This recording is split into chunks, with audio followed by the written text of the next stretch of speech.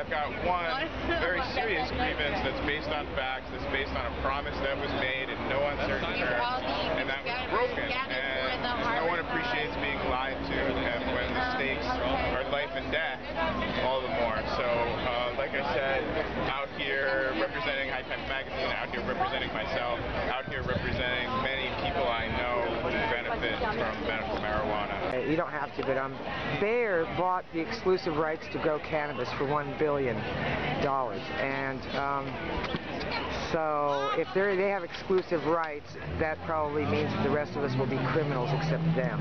Oh, look, you know, nobody can ever take over exclusive control of the cannabis plant because Mother Nature was so wise when she gave it to us. All we need is a seed or a cutting, a little bit of God's good earth, and we can grow it for ourselves. So nobody ever can take this plant from us. It will never happen, ever. Don't kill your male plants. That's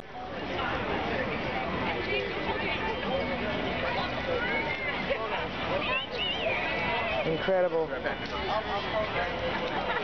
We're going to hear from some of the patients, from some of the lost voices in this debate. We've heard from everybody else, the politicians, the lawmakers, the law enforcers, and activists like me. Now, we're going to hear from the patients themselves about how cannabis has helped them and how they will suffer if this campaign by the federal government is allowed to proceed. Jason really doesn't need any introduction. I'll let him speak for himself. Hi, my name is Jason David. I was featured on Weed Wars Episode 2. My son's life was devastated for the first 4.5 years of his life. Every single day he had a seizure. Myclonics, 300 to 500 a day. The first day I ever gave him CBD was the first day he ever went seizure-free. CBD. Woo! My son is getting better! I'm getting my son back!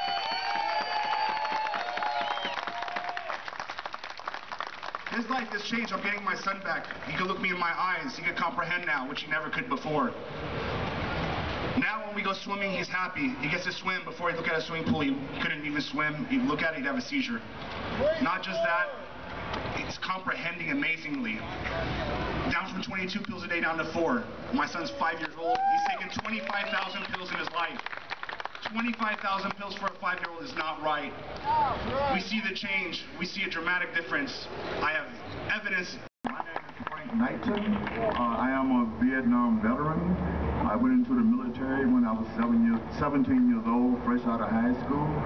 And because of my service in the Air Force in Vietnam, I am a chronic pain patient as of today.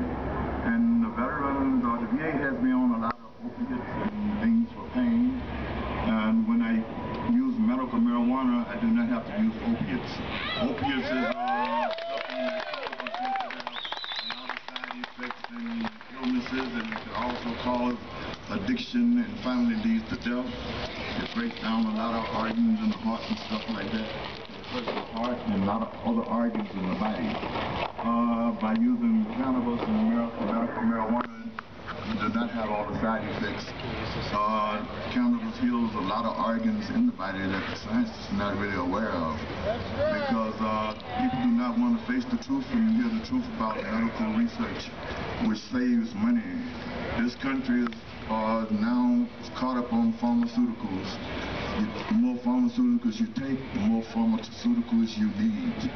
I hate pharmaceuticals. You do not need as much.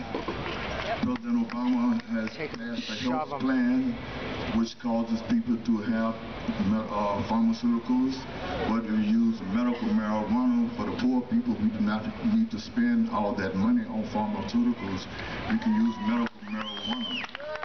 If medical marijuana is legalized, it should become cheaper and easier for the poor people to get. The 1% already has medical marijuana and anything else that they want. Why not help the 99%, which are the poor people? Give us medical marijuana along with the health plan, and we can survive and live a happy life. That's all we have. One other thing, when I was a kid, America was a democracy where the majority ruled. Now it's became capitalistic and the 1% rules. Whoever can buy the government. I would like to see America go back to democracy where the 99% we have more power, we can rule and take the country back again. That's all I ask.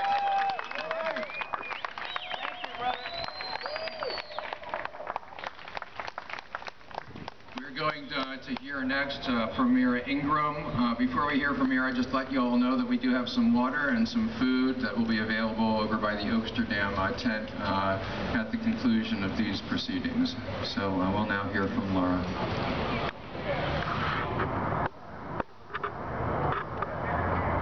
Check. Is that it? My name is Mira Ingram. I have a paralyzed digestive tract, and medical cannabis is what allows me to eat. If I lose access to my medical cannabis, I will end up on a feeding tube needlessly, thanks to the federal government. Oh, creeps.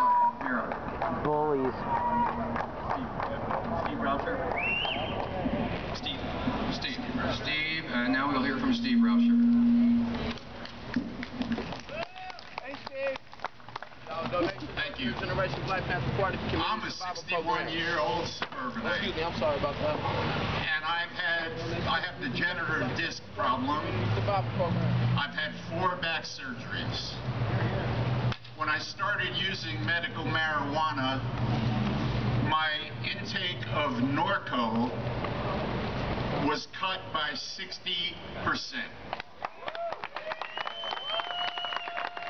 And I have a question for the Obama administration. Why? I mean, it's very nice of you to come out with your words of grief over the Colorado shooting. But why are you not using the limited resources of the Department of Justice to go after the illegal assault weapons that have infected our cities and our country?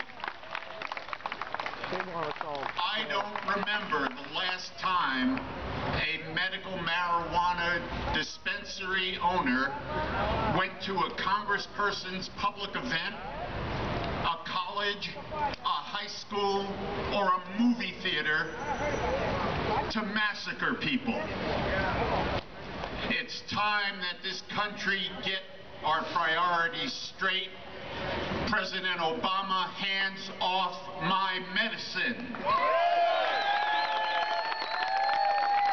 President Obama, if you want a penny from me, if you want a second of my time volunteering for your campaign, or if you want my vote, end the madness now. We'll now hear from Carol Scott. Little did I think I'd be here today doing this, but we're here. I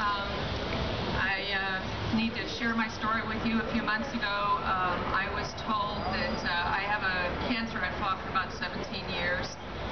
I've had numerous surgeries. I've got new tumors again. I have what they call a conglomerate tumor mass in the wrapped around the mesentery. Went to Stanford, thought I was going to have surgery. They decided not to do the surgery and told me, you know what, there's nothing we can do for you. You need to change what you're doing. I did. And I know this will help you. So we watched the video, Mr. Simpson's video. 100%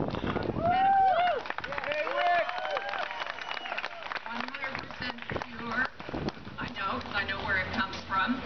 I started that in about January before I ever went to see these guys, so I knew I was on the right track.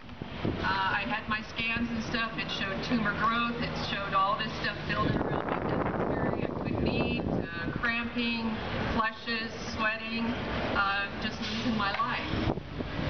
The fact that they can't do anything for me told us that we needed to do it ourselves. I just went back for a scan in May, and my tumors are shrinking. There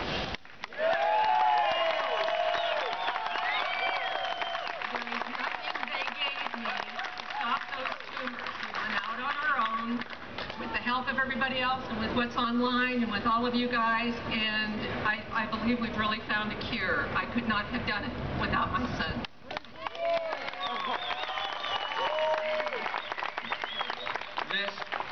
This is the truth. This is the truth.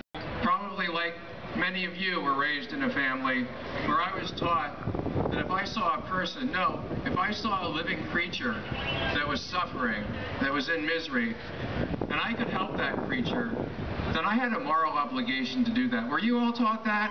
Yes.